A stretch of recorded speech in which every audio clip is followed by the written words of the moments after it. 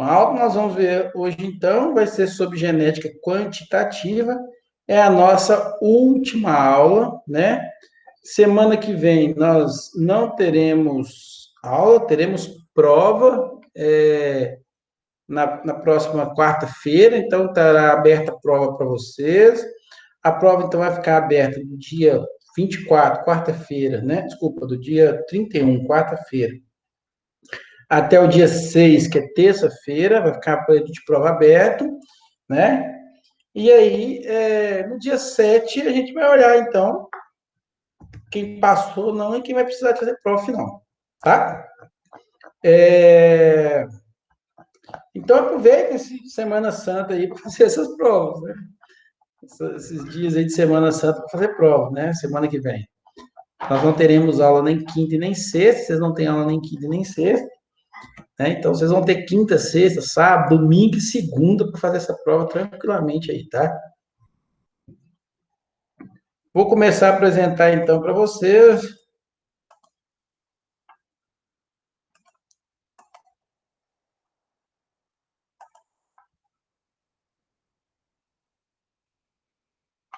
Bom, todos já conseguem ver minha tela?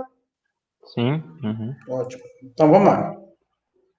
Então, hoje, nossa última aula, genética quantitativa, né? Que é a disciplina que nos interessa, então, para terminar. A genética quantitativa é uma parte da genética que analisa ou que estuda características de cunho quantitativo. Quando a gente fala de características quantitativas, são aquelas características que estão envolvidas com quantidade, né? Então, características que estão envolvidas com quantidades, normalmente são características de muito interesse nosso, enquanto zootecnistas, porque são características produtivas, né? São a maioria das características de produção. É lógico que as características, né, qualitativas, são aquelas reguladas por poucos genes, né, também são de interesse nosso. Mas elas estão muito mais interesse, né? Nós temos muito mais interesse quando a gente quer, por exemplo, questões de padrões raciais, de cor de pele, de pelame, né? Cor de, aliás, presença ou não de chifres, alguma doença, né? Então, permanência ou não de doenças no rebanho, né? Alguns defeitos congênitos, como nanismo, albinismo, né? Lógico, elas são importantes. E a gente analisou essas características Fazer lá na companhia, genética. professor. Fazer Oi? companhia, professor. Fazer companhia pro senhor aí com a câmera aberta aí. Ah, ótimo, que bom. Obrigado. Então, essas características são características, então, por exemplo, as características de qualidade, né? Que a gente analisou lá na genética de populações. A aula de hoje, especificamente, nós vamos trabalhar com características produtivas, características que estão envolvidas em produção. As características que estão envolvidas em produção, elas são características, então, que são reguladas por muitos genes. Essa é uma grande, né, um grande diferencial dessas características. Né? Enquanto as características qualitativas elas são reguladas por um, dois, três genes, por exemplo, as características quantitativas são reguladas por vários genes. Só a produção de leite, por exemplo, tem 22 genes, né, ligados à produção de leite, né, que são responsáveis pela produção de leite. Né? Dentre aqueles genes que são responsáveis, por exemplo, para a produção de algum tipo de sólido no leite, como proteína, né, como produção de gorduras, né, de lipídios ou mesmo de açúcares no leite, quanto também, né, o próprio composição do leite, né, o volume de produção de leite. Então, são várias características que estão relacionadas, tá? Bom, lógico, né, todas essas características, elas são de importância econômica, né, o princípio básico dessas, né, de estudar essas características, elas têm importância extremamente econômica, e elas têm duas coisas importantes, né? A importância que o que difere características quantitativas de características qualitativas é que elas são, né? Elas têm uma parte que é a ação combinada de muitos pares de genes, Ou seja, não é mais só um ou dois genes relacionados, eu tenho que trabalhar com vários genes, por ser uma característica quantitativa, e que o ambiente influencia nela muito, né? O ambiente tem uma influência muito grande sobre essas características, tá? Então, isso é muito importante que vocês entendam. Então, quando falar em característica qualitativa, o que, que você vai pensar? Bom, característica qualitativa regulada por poucos genes, o ambiente não influencia nela. Como é que eu sei que o ambiente não influencia nela? Ora, se um bovino tem um gene para nanismo, eu posso pôr ele aqui no Goiás, posso tirar ele daqui e levar ele lá para a China, ele vai continuar sendo anão. Ele não vai deixar de ser anão. Mas, uma vaca, se estiver em produção de leite, por exemplo, eu posso colocar ela aqui no Goiás, ou eu posso colocar ela, por exemplo, no Nordeste, que a produção de leite dela vai alterar. Isso mostra a ação ambiental sobre essas características, tá certo? Então, só para vocês entenderem, características qualitativas, né? O ambiente não age sobre ela. Características quantitativas, tem ação do ambiente sobre ela, tá? Características qualitativas reguladas por um ou dois genes, no máximo três. Características quantitativas, aí, meu amigo, só Deus para saber. Tem características que tem 20, 30 genes envolvidos, outras têm 10 genes envolvidos. Não existe uma regra, tá bom? Bom, aí eu fiz uma representação bem grotesca aqui, mas só para a gente tentar entender como funciona, né? Quando eu vou lá no animal e pego, por exemplo, o fenótipo dele. Digamos que eu vou lá e pego o peso do animal, certo? Peso. O peso desse animal parte de um animal inteiro. Então, a gente imaginando que o animal com sua cabeça, com sua, né, seu corpo aqui, suas partes, parte desse peso do animal tem a ver com o valor genético, genotípico que ele tem.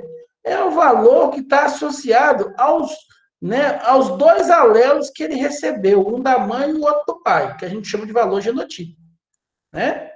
Mas parte desse fenótipo tem a ver com o ambiente. Então, uma boa parte disso aí vai ser do valor genotípico, uma boa parte vai ser do ambiente que ele está inserido. Se esse ambiente altera, nesse ambiente ele pode, né, alterar esse valor genotípico aqui tranquilamente. Por exemplo, se um animal sofre né, por exemplo, uma escassez de alimento, o peso dele vai alterar. E é o ambiente agindo sobre isso aqui. Por mais que ele tenha um alto valor genotípico, por mais que ele tenha um monte de genes favoráveis para que ele ganhe peso, né? Se ele não comer, ele não vai ganhar peso.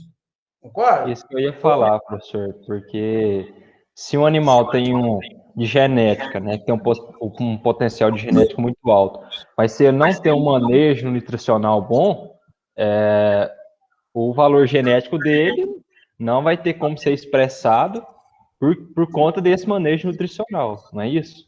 Perfeito. Essa é a ideia. Tá certo? Perfeito.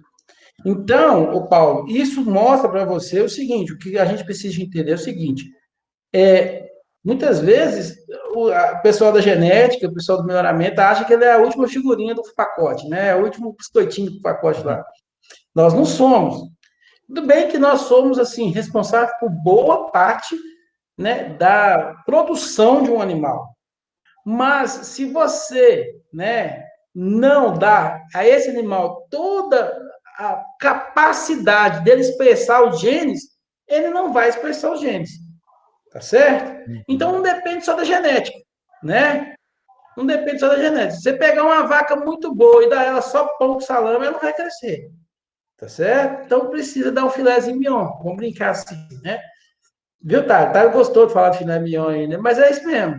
Entendeu? Se não der uma condição boa, uma comidinha boa, ela não vai crescer, né? Não vai ter uma, né? É lógico que você precisa dar pelo menos o mínimo, né? O mínimo necessário para que aquele animal tenha o seu desempenho melhor do seu potencial, tá certo? Então vamos voltar para a nossa vaquinha grotesca aqui, né? Professor, Então, pode falar. estou falando em questão da ação climática, que interfere um pouco no ganho.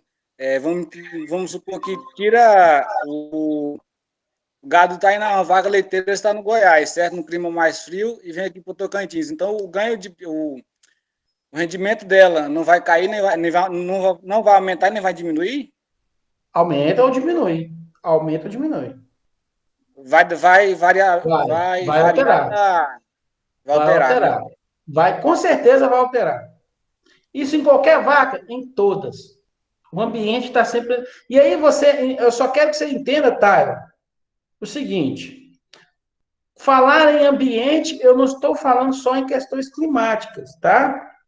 Faz parte do ambiente comida do animal, né? Ou seja, faz parte, né, da disponibilidade, por exemplo, de forrageira para ele, manejo faz parte, clima, tá certo? Então, quando a gente fala em ambiente, é tudo aquilo que não é genético. Tudo que não for genético é ambiental. Ah, o manejo influencia? Oh, pega duas vacas.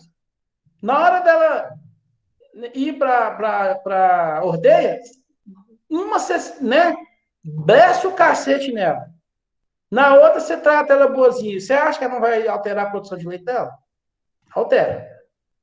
Né? Altere muito. Animais que estão sob estresse, né, físico, eles alteram a produção de leite deles. Eles diminuem a produção de leite deles, por exemplo. Né? Diminui. Tem outras coisas. Aumenta a CCS, tá certo? Um monte de coisa aí. Tá? Então, tudo que não for genético, tudo, clima, água, né? Se você pensar, fornecimento de água, fornecimento de alimento, acesso ao alimento, parte de calor, tudo, manejo, né? Instalações, mesmas instalações, né? O tipo de sistema que está sendo criado, se é a pasto, se é confinado, isso tudo age sobre o animal, tá certo? E isso tudo, aí é que eu quero, isso é que eu quero que vocês entendam, né? Quando você, então, vai lá e pega o peso do animal, você não sabe quanto que é valor genético e quanto que é ambiental, não. Você pega o peso. O peso é o quê? É o fenótipo.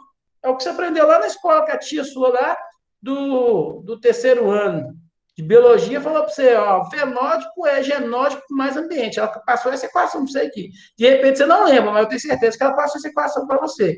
Que o fenótipo, que está representado aqui por P, P porque em inglês fenótipo com PH, né?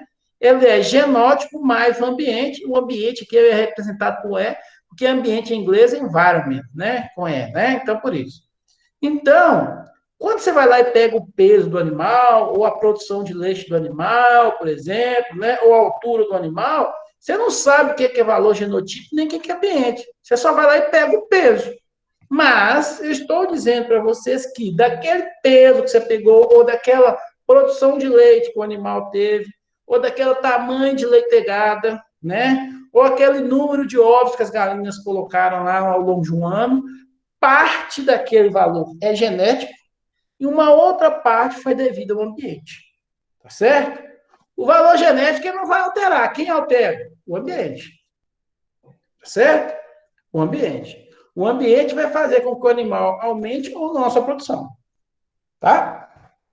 Ó, o valor genético, só a parte do valor genotípico lá, ele é dividido em três partes aqui, ó. Note que a parte do ambiente continua sem alteração, mexendo. Só o valor genotípico. Ele tem três partes que são importantes lá. Uma parte é o valor genético aditivo. O que é isso, professor? É o seguinte, como eu falei aqui, a característica produção de leite tem lá 22 genes envolvidos nela. Cada um daqueles genes vão contribuir com igual força para que o indivíduo tenha a produção de leite, para a vaca tenha a produção de leite. Tem genes que têm mais força, tem genes que têm menos força, mas todos eles são importantes. Todos os 22 genes são importantes, né? A gente ainda não conseguiu medir todas as forças desses genes. Quais são os que dão menos força, quais são os que mais dão força. Alguns a gente já tem ideia, né? Mas a gente não conseguiu ainda todos, tá certo? Mas a gente sabe que desses 22, alguns têm muito mais força, são mais importantes para aumentar a produção de leite da vaca, outros têm menor importância, mas tem uns 22 que estão bem relacionados.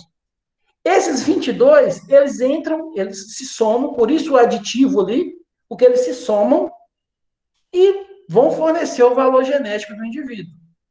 Então, parte do genótipo é a ação que esses genes envolvidos se juntam para fazer com que aquele animal seja superior, tá certo? Isso é o valor genético aditivo. Essa ação é que você passa para o seu descendente, seu filho, por exemplo. Você passa metade desses genes. Parte desse genótipo é esse desvio da dominância.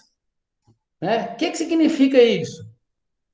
Significa que o indivíduo ele recebe parte dos genes dele da mãe, parte dos genes dele do pai, né? Só que, para cada um daqueles genes, ele vai receber, por exemplo, um gene que vai ser dominante, o outro vai ser recessivo, o outro vai ser ausência de dominância, o outro vai ser dominância incompleta. Isso só vai ser formado no filho. E ele é inerente do indivíduo, ele não passa isso para o descendente dele. A dominância, ele não passa, ele passa os genes. E conforme os genes que ele receber da outra parte, que é da mãe ou do pai, é que vai formar a dominância no indivíduo. Né? Então, isso aqui não faz parte do genótipo, mas isso não é passado para os seus filhos, porque você não passa a dominância, você passa os genes. A dominância é formada depois que ele recebe a outra metade. Entendeu? E parte disso é epistasia, que tem a ver também com o tipo de gene que você recebeu. Os genes que vocês receberam, né, que você recebeu, ou que a vaca recebeu ali, por exemplo, nós estamos dando o exemplo da vaca, é que vai permitir a ocorrência ou não de epistasia. Né? Vai ser dependente de qual alelo ela recebeu para que a epistasia ocorra ou não. Então, parte desse G aqui, desse valor genotípico aqui, ele é dividido em valor genético aditivo, que é o que você realmente passa para a população. Ele é dividido pelo desvio da dominância, esse você não vai passar para os seus filhos. E a epistasia, que também você não vai passar para os seus filhos. Todos esses três compõem o genótipo. E o ambiente está aqui bonitinho, sem mexer. Então, galera, se eu for levar em consideração que há uma variação em cada um desses indivíduos aqui, ó, porque esses valores de produção, eles são variáveis conforme o indivíduo, então eu vou ter uma variância genética aditiva, uma variância de desvio da dominância, uma variância de epistasia, uma variância ambiental, certo? E aí minha continha que antes seria que a variância fenotípica igual a variância genotípica mais a variância de ambiente, ela vai ser trocada pela variância fenotípica, é dada pela variância genética aditiva, pela variância devido ao desvio da dominância, pela variância da epistasia e pela variância ambiental. Por que é importante eu saber que isso tudo é decomposto nesses 4 itens que a gente está vendo aqui? Ora, porque esses 3 aqui primeiros faz parte de toda a variação genotípica. Deixa eu ver aqui, gente, parece que alguém pediu para entrar. Não, pediu não, eu estou ficando doido. Bom, todos esses 3 ali que eu estava dizendo, esses 3 aqui que eu estou dizendo aqui faz parte da variância genotípica. Mas só esse carinha aqui que você passa para frente. Tá certo? Esse aqui é a variância ambiental. A variância ambiental você não passa para os seus descendentes. Por que não? Porque você não passa o efeito do ambiente para o seu filho. Você passa o genótipo. O efeito do ambiente vai agir sobre ele. Então, de toda essa composição, você só passa isso aqui, ó, que são os genes. Tá certo? Isso é muito importante você entender, porque daqui a pouquinho nós vamos precisar desse conceito para a gente entender o que é herdabilidade. Tá bom? Guarda essa coisinha na cabeça de vocês aí para a gente entender o que é herdabilidade. A gente falava de variabilidade e a variabilidade ela pode se apresentar de diversas formas. Quando eu falo em variabilidade, eu posso, por exemplo, né, observar a variabilidade nessas conchas aqui, por exemplo, né, pelo, pelagem, cores de animais, né, cores de frutos, por exemplo, tonalidades de cores, né, como aqui nos pimentões, né, formas que os indivíduos têm na natureza. Então, a gente consegue observar a variabilidade muito facilmente, né, em algumas características que são características o quê? Características qualitativas, de qualidade, características reguladas por poucos genes. Então é muito fácil olhar isso aqui, né? Só que quando a gente está trabalhando com características quantitativas, o que a gente tem é esse exemplo aí. Se eu tivesse, por exemplo, com os animais, olha aí que dificuldade você achar variabilidade. E existe variabilidade nesses indivíduos? Existe. Como é que eu acho variabilidade nesses indivíduos? Claro, através das características de produção, através de características produtivas. Por exemplo, eu posso olhar a variabilidade com relação ao tamanho dos indivíduos. Não é? Não é uma característica produtiva? A altura é uma característica produtiva. Tamanho também é comprimento. Eu posso pesar esses indivíduos e aí eu vou ter uma variabilidade para peso. Variabilidade também aliás, peso também é uma característica produtiva. Então, todas as características produtivas, elas são reguladas por muitos genes. Né?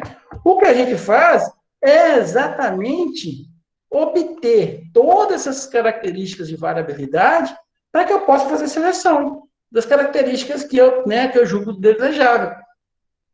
Então, aqui um exemplo aí, né, de como fazer, por exemplo, analisar essas variabilidades em peixes, por exemplo, a coleta aqui de comprimento, tá vendo? Comprimento até a cauda, né? Tirando a cauda, né? Que é a parte que interessa de consumo. Isso aqui é feito, lógico, com o peixe vivo, né? Você não precisa ficar com medo, porque não vai morrer rapidamente, não. Você tira um pouco da água, vai lá, mede o comprimento dele, volta para a água de novo. Você pode fazer isso com peso, né? Você pode fazer aqui é peso isso aqui é uma fotografia de peso de tilápia, aqui já é de pintado, por exemplo, tá vendo? Pode ser também, ó, tamanho de cabeça, né? Então, você consegue obter essas características para avaliar a variabilidade. Depois que você junta isso tudo, aí você consegue, então, né, saber, através de algumas equações, como você determina aquelas variâncias que a gente acabou de falar lá atrás. Essas variâncias aqui que a gente acabou de falar lá atrás. Como é que eu determino todas essas variâncias que a gente falou aqui, professor? Então, ora, fácil demais. O que a gente faz? A gente pega todas aquelas características produtivas que a gente viu, e aí a gente faz com aquelas características algo bem parecido com o que a gente viu lá na estatística experimental. Na estatística experimental, a gente faz na ANOVA uma decomposição da variância, né? Eu pego o produto final e vejo o que é de tratamento, o que era, por exemplo, de resíduo, não é? A gente faz a mesma coisa daquilo que a gente viu lá na variância ambiental, desculpa, na estatística experimental, aqui a gente consegue fazer equações iguais àquelas lá, né? Fazer uma análise de variância, uma nova, para determinar o que é variância fenotípica, o que é variância de ambiente, de genética aditiva, o que é devida dominância, o que é epistasia, o que é ambiental. De posse desses valores, aí sim eu consigo entender como funciona a herdabilidade.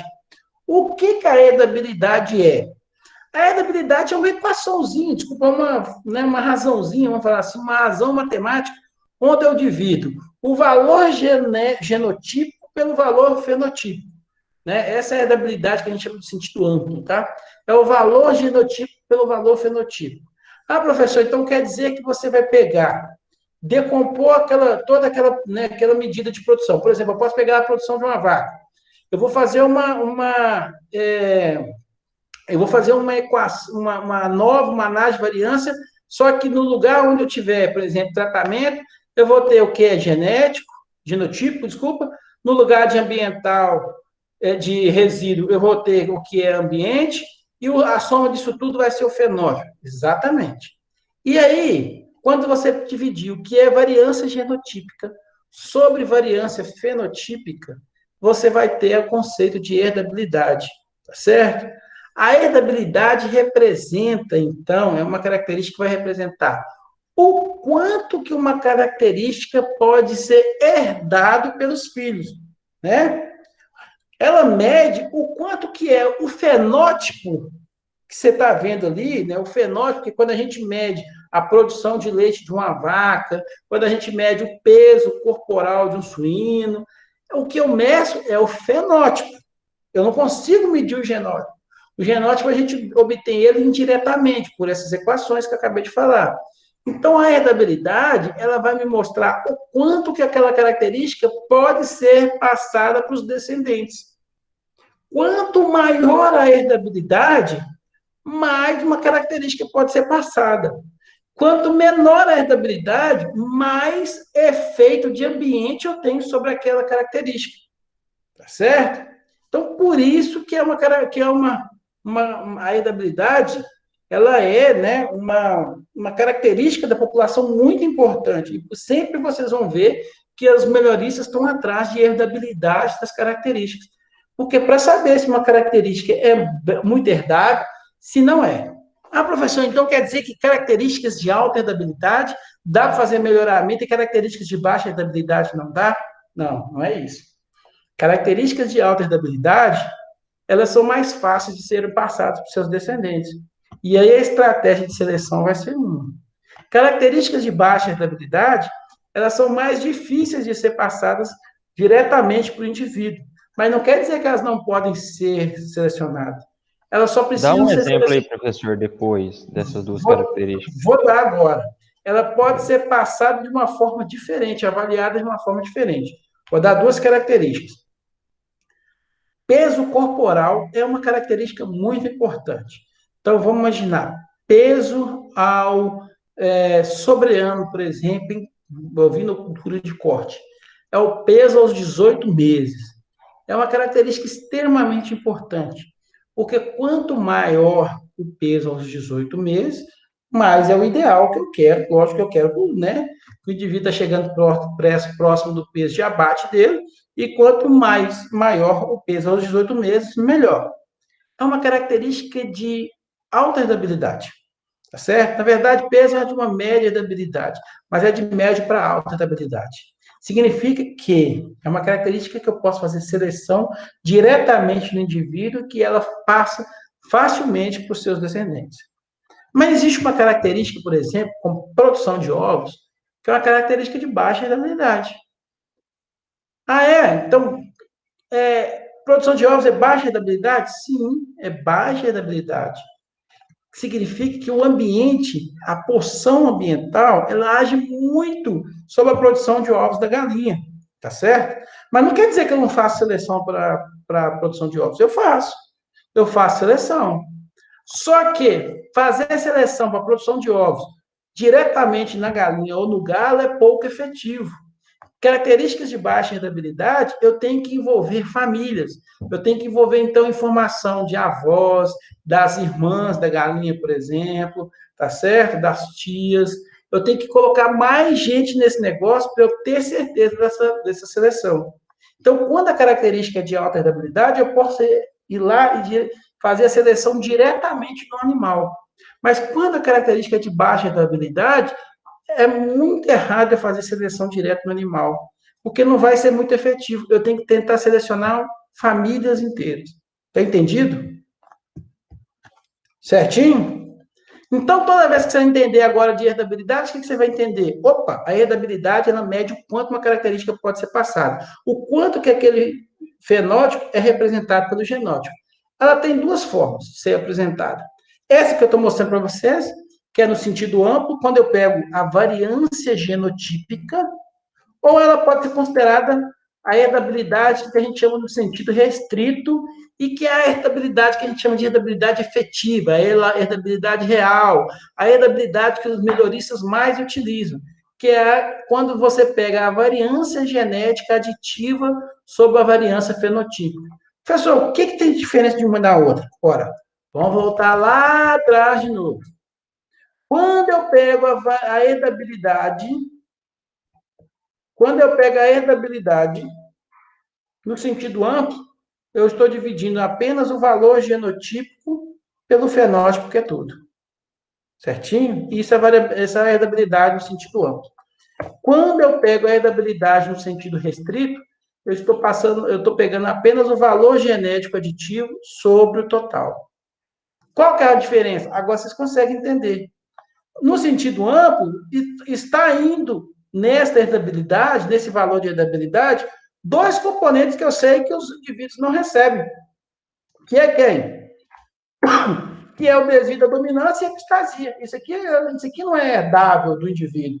Esse desvio da dominância e epistasia vai ser formado depois que ele receber os genes da mãe dele. Mas o valor genético aditivo, esse sim é herdável, esse aqui eu consigo passar para o meu descendente. Por isso que os melhoristas utilizam a herdabilidade no sentido restrito, que é, né, a divisão, a razão entre o valor genético aditivo e o fenótipo inteiro, o valor fenotípico, tá certo?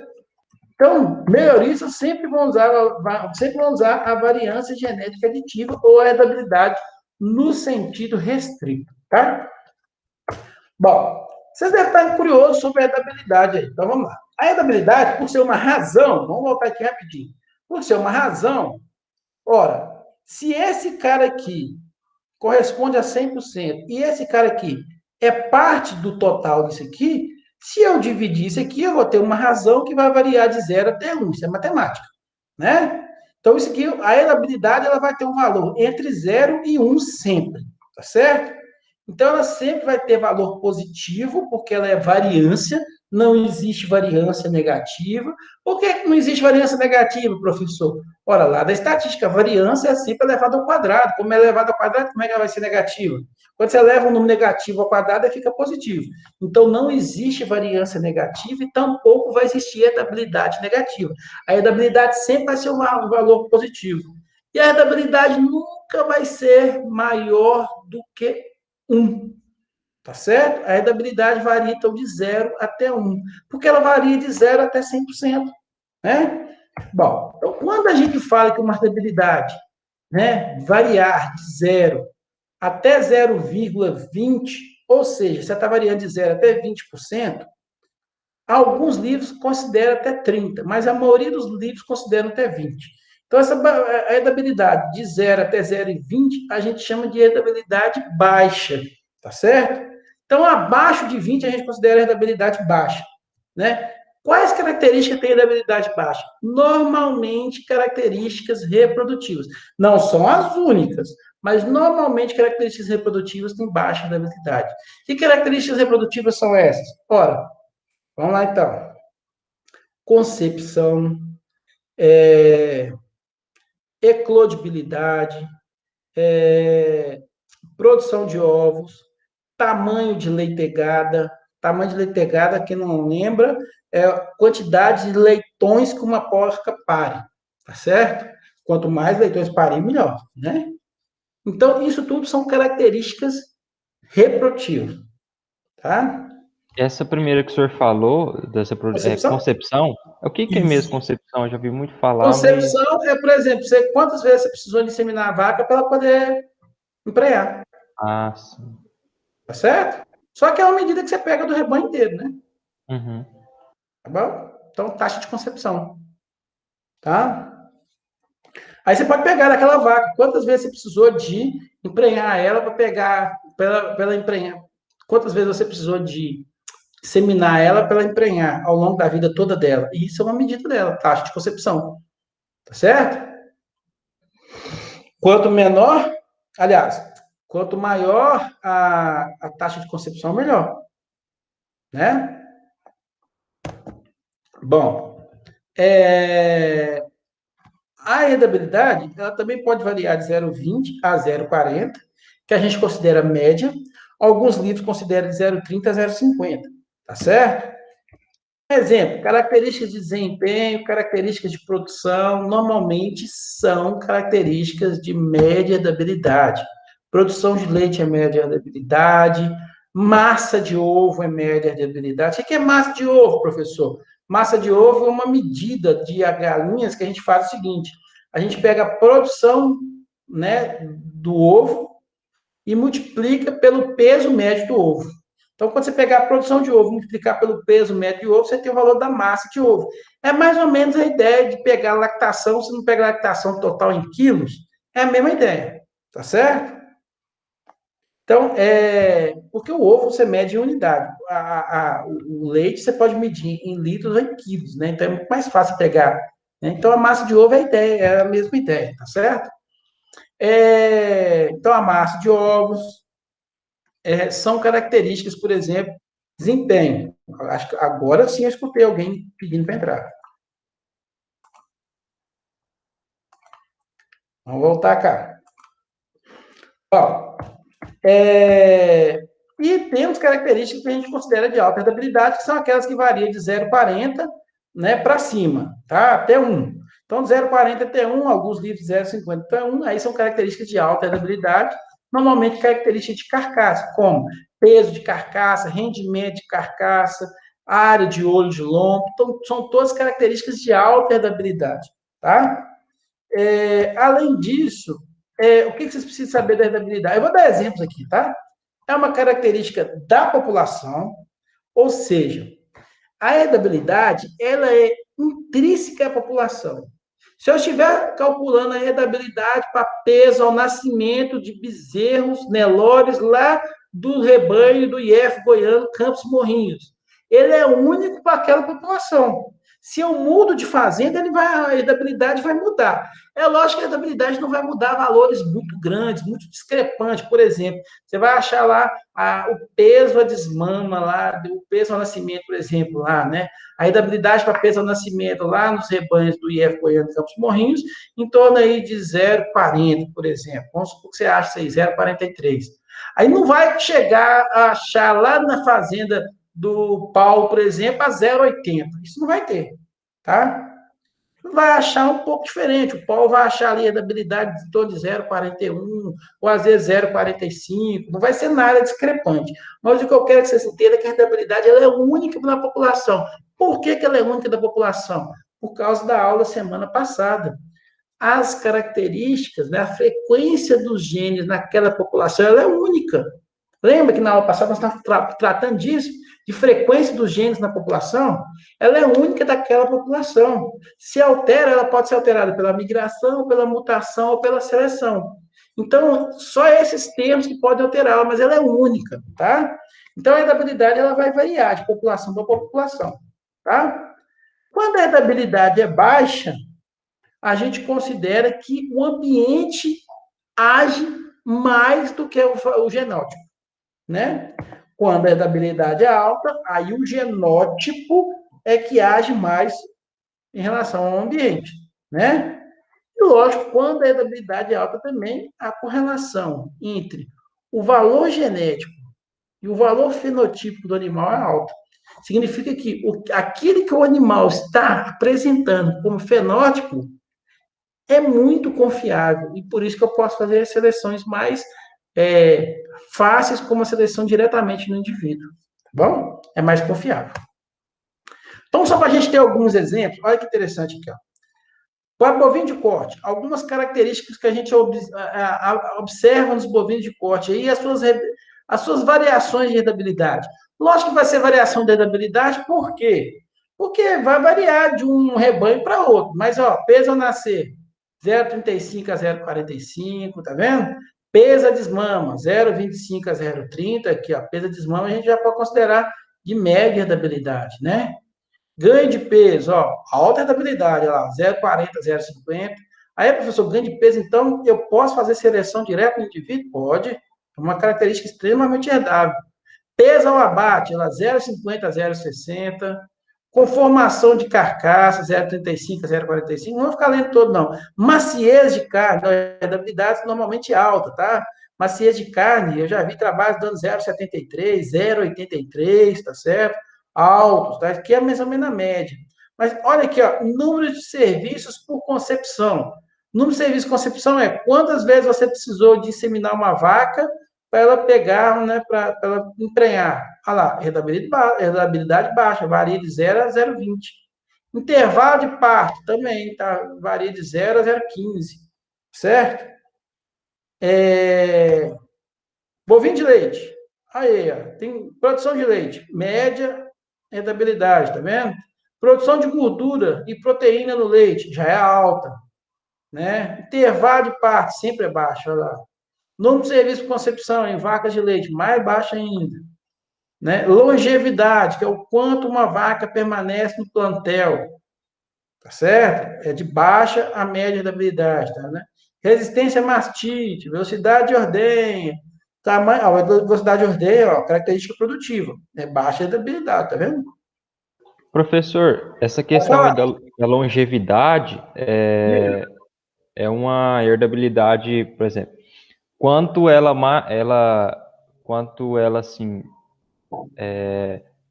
no seu período de vida, ela produz ou chegando ali no final ali improdutiva? Como é que é Não, que é é? quanto tempo de produção que ela tem. Quanto Ah, tempo essa vaca fica em produção? Ela fica quanto? 9 partos? Só que ela é medida em dias, né? Mas ela uhum, consegue ficar em produção 9. Tem vacas que você tem que eliminar ela 6 partos, já não está valendo a pena mais, tá certo? uhum. E tem vacas que em 9 partos, 10 partos, 8 partos, ela ainda está com alta produção. Então, isso é que mede a longevidade. Ah, sim. Certinho? Ovinos, também nós temos.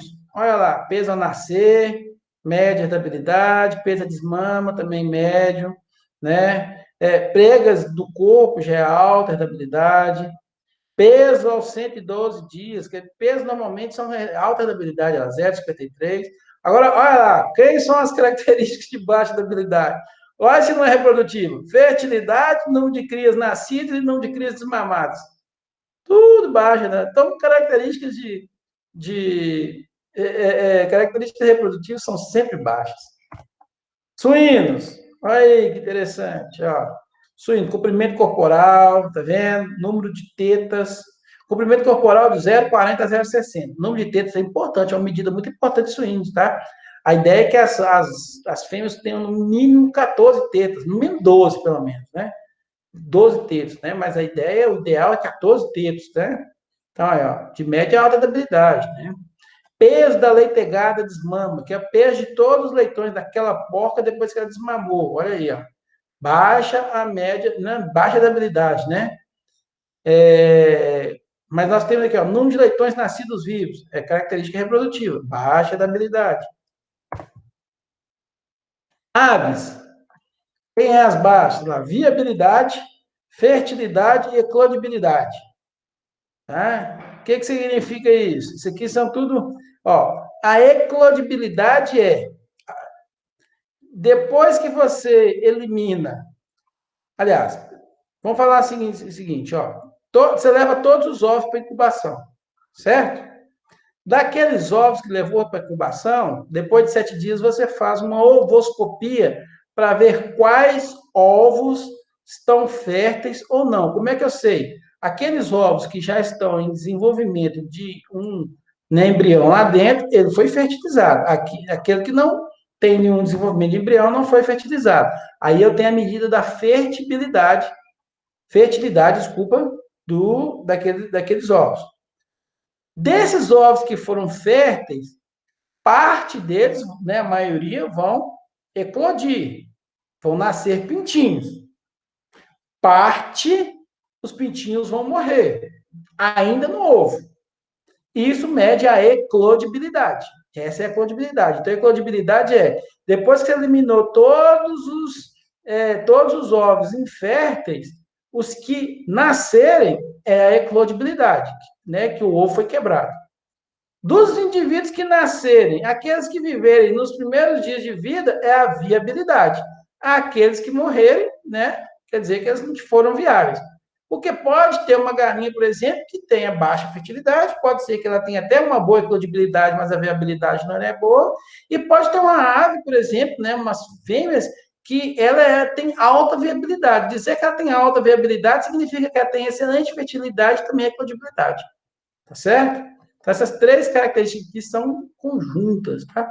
E é todas baixas da habilidade, ali. Certo? Mas eu tenho lá outras que são o tamanho do ovo, é alta da habilidade, né? Aliado a isso aí que a gente viu, existe também a correlação genética. A correlação genética é uma medida também muito interessante, muito importante, que ela mede o quanto duas variáveis estão relacionadas entre si, tá certo? Ela vai medir o quanto duas variáveis podem se relacionar e quanto que há de comum de genes que estão nessas duas características, tá? Então, essas correlações, a gente fala que elas podem ser positivas ou podem ser negativas, a gente vai ver cada uma daqui a pouquinho, o que é uma correlação positiva, o que é uma correlação negativa, e essas mudanças também, elas podem ser favoráveis e desfavoráveis. A gente vai ver o que é favorável, que é quando acontece algo que eu quero, e quando é desfavorável, que é quando acontece algo que eu não gostaria que acontecesse, né? O mais importante você entender de correlação é que ela é muito importante como estratégia de melhoramento, e a gente vai ver por que ela é importante, principalmente para características de difícil mensuração. A gente vai falar rapidinho disso aí. Bom, primeiro deixa eu só explicar para vocês a ideia de correlação aqui, para vocês terem noção do que significa correlação. Vamos, lá na estatística, eu digo que duas características são correlacionadas quando elas têm uma variação em conjunto. E aí, o que vai acontecer? Essa variação pode ser que ela vai influenciar, né, o aumento de uma característica, vai influenciar na outra característica, né, ou não, tá certo? Então, ela pode influenciar ou não. Quando não há influência de uma característica na outra, significa que os dados estão dispersos e a gente não vê um padrão. Que é como que a gente está vendo nessa figura aqui, ó. Os dados estão completamente dispersos e não dá para notar um padrão, né, de variação que essas características variam juntos. E aí a gente considera que são características não correlacionadas. Mas é facilmente ver que existe um padrão entre esses dois gráficos aqui, e aí existem correlações entre eles. Note que, por exemplo, toda vez que eu tenho uma característica que é, né, por exemplo, essas duas aqui, ó, que você está vendo aqui, ó. Isso aqui poderia ser um animal, um indivíduo, né? O indivíduo, ele é muito bom para a característica X e também ele é muito bom para a característica Y, tá certo? Significa que toda vez que a variável X é alta, a variável Y também é alta. Ou toda vez que a variável X é baixa, a variável Y também é baixa. Isso é um padrão que a gente chama de correlação positiva. Então, o indivíduo vai ter correlação positiva quando o aumento em uma característica também vai implicar em aumento da outra característica, ou a diminuição de uma característica também vai implicar na diminuição da outra característica. E isso a gente chama de correlação positiva. E a gente vai chamar de correlação negativa quando acontece justamente o contrário. É o exemplo que a gente está vendo aqui, ó. Quando, por exemplo, esse indivíduo tem alto, né, valores para a variável x, ele tem baixos valores para a variável y. E quando ele tem baixos valores para a variável y, ele tem baixos valores para a variável x. Então, a correlação vai ser negativa quando o aumento em uma característica vai implicar na diminuição da outra, e vice-versa. Isso é a relação de positividade ou negatividade entre duas características correlacionadas. E quando não tiver nenhum padrão, ou seja, quando eu aumentar uma característica e isso não sofrer nenhuma influência na outra, significa que essas características não são correlacionadas, tá certo? Então, a gente pode ter tanta correlação genética, quando eu estou analisando apenas aquela parte da variância genética aditiva. Eu posso ter a correlação fenotípica, que é a correlação daquela variância genética aditiva, com a variância devido ao desvio da dominância, com a variância da epistasia e a variância ambiental. E eu posso ter a correlação ambiental, que é só de ambiente. Então, as causas da correlação genética são duas. É pelo pleiotropismo. O que é o pleiotropismo? É quando eu tenho dois genes que estão relacionados a uma única característica. Desculpa, um gene que está afetando duas características ao mesmo tempo, né? Ou ligação gênica, que a gente viu aqui, mesmo na genética, que eu tenho que dois genes são ligados, que significa que eles estão muito próximos no mesmo cromossomo, que ao selecionar um, eu acabo selecionando o outro ao mesmo tempo. E isso implica que, se eu tento aumentar, né, a frequência de um determinado gene, ele aumenta a outra também. Se eu tento diminuir a frequência de um determinado gene, ele diminui o outro também. Isso é o caso de ligação gênica, Tá certo? Existe uma fórmula matemática para a gente poder calcular essa correlação, não faz parte da nossa disciplina, mas a gente pode calcular, então, a correlação através dessa covariância de x e y. A covariância é uma medida estatística que avalia o quanto duas características se relacionam estatisticamente, dividido pela variância no caso aqui, como eu estou com a variância genética, então a variância genética aditiva de X, variância genética aditiva de Y, tá bom? Bom, aí eu vou ter também a correlação de ambiente, que é a correlação onde dois indivíduos ou duas características, né, estão sobre o mesmo, compartilham sobre o mesmo ambiente, né? Então ela é resultante de causas ambientais, do efeito do ambiente sobre esses indivíduos, como, por exemplo, o efeito de clima, do tipo de rebanho, da estação, da fazenda, do tipo de alimentação, tá? Existe uma porção, uma porção algébrica para calcular a correlação ambiental, que é a covariância ambiental da característica X junto com a Y, dividido pela variância ambiental de X e a variância ambiental de Y. E, lógico, ela está relacionada com o efeito do ambiente sobre aqueles indivíduos. Então, por exemplo, aqui a gente tem uma figura de suínos, todos esses suínos estão sob muitos efeitos, os mesmos efeitos. Por exemplo, eles estão sob os mesmos efeitos de clima, porque eles estão muito juntos, estão sob os mesmos efeitos de alimentação, porque todos alimentam da mesma fonte, tá certo? Então, esses indivíduos aqui, eles vão ter, uma variância ambiental em comum entre eles, porque eles estão sob os mesmos efeitos, tá bom? Pintinhos, por exemplo, aqui é fácil, porque ainda são irmãos, né? Mas pintinhos, por exemplo, que estão sobre o mesmo círculo de proteção ali, se alimentando, quando chega, por exemplo, numa granja, eles estão sobre o mesmo ambiente, né? Estão sobre o mesmo ambiente, sobre a mesma alimentação, tá certo? Então, essa aqui é a variância comum de ambiente desses indivíduos, né? Ou sobre, por exemplo, bovinos que estão sobre o mesmo confinamento aqui, né? Lógico que isso vai mudar, né? Lógico que muda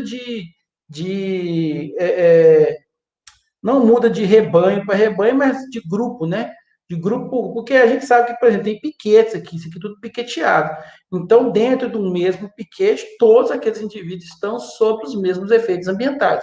Mas quando eu altero o piquete, nem sempre tem os efeitos ambientais iguais, né? E a correlação fenotípica, que nada mais é que a soma da genética e ambiental, né? É a soma dessas correlações genética e ambiental, tá certo? Bom, vamos lá para a gente entender um pouquinho como funciona a correlação genética. A correlação genética, já estou acabando, viu, pessoal? A correlação genética, ela pode aumentar duas características ao mesmo tempo, ou diminuir elas também, que a gente chama de correlação positiva, né? E aí eu vou dar um exemplo para vocês de quando elas aumentam, por exemplo. Aqui, ó, saiu fora. Mas aqui a ideia é, quando eu aumento o ganho de peso, eu aumento a área de olho de lombo, né? Então, o aumento do ganho de peso tem implicância, ele implica na maior área de olho de lombo. E isso é um tipo de correlação que a gente chama de positiva e também favorável. Por que favorável? Ora, eu quero que aumente o ganho de peso dos animais e eu quero uma área de olho de lombo. Quem não sabe a área de olho de lombo é isso aí, ó, tá certo? Isso aqui é a área de olho de lombo que a gente observa, né, no animal, é um corte do animal, e esse corte, ele é um corte meio que, vamos falar assim, um corte coringa. Por que coringa? Porque quanto maior a área de olho de lombo do indivíduo, mais partes nobres esse indivíduo tem. Ele possui correlações com outras carnes nobres, né? Então, por isso que é interessante, tá bom? Bom, vamos voltar lá. Então, quanto maior o ganho de peso de um indivíduo, maior é a área de olho de lombo dele. Então, uma relação positiva e favorável. Lógico que se eu diminuir o ganho de peso do indivíduo, eu também diminuo a área de lombo. Né? Então, a correlação positiva, ela serve tanto para aumentar quanto para diminuir. Né? De novo, se eu aumento o ganho de peso, por exemplo, em frangos, também aumenta a incidência de pernas quebradas. Incidência de pernas quebradas é uma característica muito importante em frangos de corte, por exemplo, porque é uma coisa que eu não gostaria que acontecesse. Mas aves têm ossos pneumáticos e o aumento do peso corporal implica, né, na não resistência do esqueleto, né? Então, existe uma outra característica que a gente mede, chama robustez de esqueleto, que é uma característica muito importante, que está relacionada com isso aqui, para evitar que eu tenha aumentos de ganho de peso e aumentar o índice de pernas quebradas. Então, são correlações positivas, mas desfavoráveis, né? É lógico que se eu diminuir o ganho de peso, eu diminuo também o índice de pernas quebradas. Agora, existem outros genes que eles podem diminuir ambas as características, né? Aliás, não é que podem diminuir ambas as características, ele pode aumentar uma característica e diminuir a outra. O exemplo é esse aqui, ó. Por exemplo, se eu aumento a produção de leite, a gordura de leite normalmente diminui. Isso é uma correlação negativa, porque o aumento em uma implica na diminuição da outra, e desfavorável, que é algo que eu não gostaria que acontecesse. Tá certo? Então, quer dizer, professor, que se aumentar a produção de leite, a produção de gordura cai no leite? Sim, cai. Por que que cai? Porque aumenta o efeito de diluição. Né? Na verdade, quando a vaca aumenta muito o volume de produção de leite, ela aumenta muito mais o volume de produção de água no leite. A gordura não acompanha a mesma proporção, tá? Então, em termos de quilos de gordura produzida, ela até aumenta um pouquinho, mas em termos de proporção, de porcentagem de gordura, ela cai. Acontece a mesma coisa, acontece a mesma coisa com a Mesmo, proteína. mesmo oferecendo uma dieta mais energética, Mesmo oferecendo uma dieta mais energética. Essas duas características é, elas não conseguem ser juntas. Porque aí, Paulo, você vai entender o seguinte: não é efeito ambiental, é um efeito genético. Os mesmos genes que estão relacionados na produção de leite fazem parte também dos genes que estão relacionados na produção de gordura do leite. uai, então quer Entende? dizer que essas vacas de alta produção aí, o nível de sólidos no leite delas são baixos? Eu Não é que acredito são que. baixos, ele Ah, diminui. Sim, ele diminui. Quer ver uma coisa interessante? Vou te dar um exemplo bem legal. Qual é mais ou menos, não sei se você vai saber responder, mas eu vou te falar e já vou dar a resposta. Os sólidos totais de uma vaca, por exemplo, de alta produção, de holandesa, por exemplo, ela vai dar em torno de 2,8 a 3,1, 3,2 no máximo de porcentagem de sólidos totais. Aí você vai lá e pega, por exemplo, uma vaca pé duro. Qual que é a produção de sólidos totais dela? 5,8, às vezes até 6, tá certo? Acima de 4,9, né? Interessante isso, né? Você pega lá, por exemplo, Jersey mesmo produz leite igual a holandesa. E a Jersey entre essas raças de produção de leite, é uma das que mais produz gordura e proteína no leite. E ela não tem produção alta, né? uhum, Então é verdade. interessantíssimo isso aí. E rendimento de carcaça. Desculpa, eu pensei em rendimento de carcaça e falei carne. Rendimento de carne. O aumento no rendimento de carne, normalmente, isso aqui até deveria ser ao contrário, né? Na verdade, o aumento, a diminuição da espessura de toucinho implica no maior rendimento de carne. É uma medida muito interessante em suínos. Suínos, quanto mais você diminui a espessura de toucinho, maior o rendimento de carne na carcaça. Essas são medidas indiretas aí. E é favorável, tá? É uma correlação negativa e favorável. Eu quero que diminua a espessura de toucinho e eu quero que aumente o rendimento na carcaça. Certinho? Bom, quais são as vantagens do uso da correlação, então? Por que a gente usa a correlação? Ora, a gente usa a correlação quando eu tenho características, às vezes, de difícil mensuração. Um exemplo é o ganho de peso e rendimento de carcaça são características difíceis. Porque rendimento de carcaça eu só vou obter se eu bater o animal. Então, eu posso usar o ganho de peso, que é mais fácil, né? Ganho de peso e rendimento de carcaça possui correlação positiva e alta. A gente considera uma correlação alta quando ela é acima de 0,70, tá? Se a correlação for acima de 0,7, a correlação é um pouquinho diferente da herdabilidade. A herdabilidade varia de 0 até 1. A correlação é quase isso. Ela varia de 0 até 1 e de 0 até menos 1. Então, na verdade, a correlação varia de 1 até menos 1. De 0 até 1, ela é positiva. De 0 até menos 1, ela é negativa. Quanto mais próximo de 1, mais ela é correlacionada. Ou quanto mais próximo de -1, mais ela é correlacionada. Só que aí, se ela for mais próximo de 1, ela é correlacionada positivamente, mais próximo de -1, ela é correlacionada negativamente, né? O que acontece? A gente considera alta correlação quando ela for de 0,7 até 1, ou quando ela for de menos 0,7 até -1. A gente fala que elas são altamente correlacionadas. A gente vai dizer que duas correlações são de média correlação se ela for de 0,3 até 0,7 positivo ou de 0,3 até 0,7 negativo. Aí ela é de média correlação. E a gente vai considerar de baixa correlação, ou correlação, né, quase nula, quando ela for abaixo de 0,3 até 0, ou abaixo, ou né, acima de menos 0,3 até 0, certo? Então, se ela variar de 0 até 0,3, ou de 0 até 0 menos 3, ela é de baixa correlação. Quanto mais próximo de 0, mais nula é essa correlação, tá? Então, ganho de peso e rendimento de carcaça, a gente fala que é correlação positiva e alta. Está acima de 0,7, por exemplo. E é muito mais fácil eu pegar o ganho de peso que o rendimento de carcaça, porque o rendimento de carcaça precisa bater o animal, né?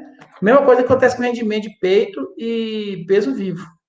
Muito mais em frango. É mais fácil pegar o peso vivo do frango que abater ele. Porque se você bater ele, como é que vai fazer para você ter, né, ele para poder selecionar? Ah, eu pego as irmãs. Tudo bem, mas não é mais fácil pesar o animal do que ter que matar o animal e ter que ir lá e pegar, né? E abater o animal, ter que pegar e o peso do peito dele, é mais fácil pegar o peso vivo. Além disso, há uma outra vantagem da correlação. A característica não é expressa em um dos sexos. Por exemplo, como é que você faz para você selecionar touros para produção de leite?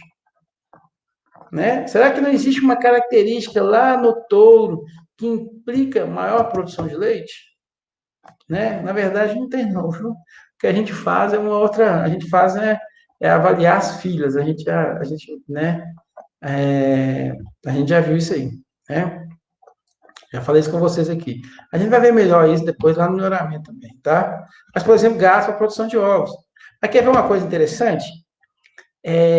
Fertilidade em filhas. Existe uma coisa interessante. Até conversando isso com os meninos do melhoramento hoje. Era uma parte da nossa aula do melhoramento hoje. Se você quiser diminuir, por exemplo, né, a idade ao primeiro parto de vacas, e aí você precisa fazer seleção de touros para menor idade ao primeiro parto de vacas. Quer dizer, a idade ao primeiro parto de vacas não é expressa no macho. É uma característica da fêmea. Mas como é que você faz a seleção para a idade ao primeiro parto em vacas? Através da circunferência do escroto. A circunferência escrotal, ela possui alta correlação, em torno de 0,83. 83%, é alta. E ela é uma correlação interessante. Ela é uma correlação negativa e é favorável. O que significa? Touros que possuem maior circunferência escrotal, as filhas fêmeas, né, têm menor idade ao parto. Isso é muito bom, porque você consegue ter filhas com idade ao parto mais cedo, né? Filhas emprenhando mais cedo, certo? E a característica, às vezes, pode ser selecionada mais cedo no indivíduo, né? Por exemplo, quando você pode peso ao nascimento e peso a desmamas, né? Você precisa de esperar o peso a desmama para entender? Você pode fazer seleção pelo peso ao nascimento. Peso ao ano sobre ano, ao ano é 12 meses, ao sobre ano é 1 ano e meio. Então, você pode fazer a seleção um pouco mais cedo. Tá bom? Pessoal, a gente fica por aqui, tá? Essa seria a última parte que a gente tinha que falar mesmo. A parte que continua a repetibilidade, que é coisa que a gente vai ver lá no melhoramento. Ok? Fechou. Professor, Alguma dúvida? essa matéria vai cair na prova, né? Vai cair na prova. Beleza. Vai cair na prova. Tá bom? Mais conceitual, né? Nada de cálculo. Tá ok. Ok? Dúvidas, galera? Se não Também tem eu não dúvidas, tenho. vamos só fazer uma. Se tiver, pode falar. Se não, enquanto vocês ficam pensando aí na dúvida, eu vou fazer uma chamada aqui.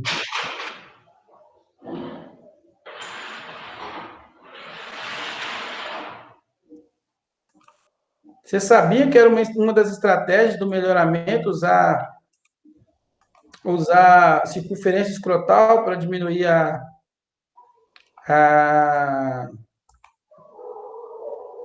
a Idade ao idade, né, primeiro de parto. parto, a idade de primeiro parto nas filhas? Uai, eu fui numa fazenda, acho que ano passado, foi até um dia de campo que teve. Eu tava fazendo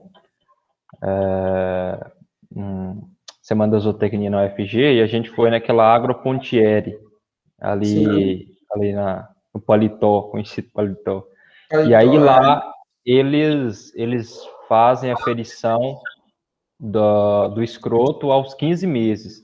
Aí se não tiver uma certa circunferência escrotal até os 15 meses, parece que esse animal ele é eliminado. encaminhado, é tirado, né, do plantel e é mandado para engordar para depois ser abatido. Ele é eliminado,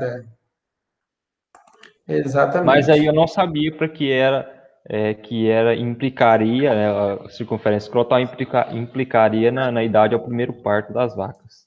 Não, isso não é só isso, tá? Uhum, uhum. Além disso, é importante também porque um escroto maior, ele consegue abrigar mais sêmen, mais espermatozoide, né? A tendência dos espermatozoides serem de melhores qualidades, porque existe também uma relação entre escroto maior e qualidade do sêmen melhor. Então, além disso também, tá bom? Não é só isso. Uhum. Ok? Ah, e uma coisa, a gente falou aqui sobre o. Depois eu fui até conferir, já fiz a chamada aqui, tá, galera? Depois eu fui até conferir, a gente falou aqui a respeito da miostatina dupla, né?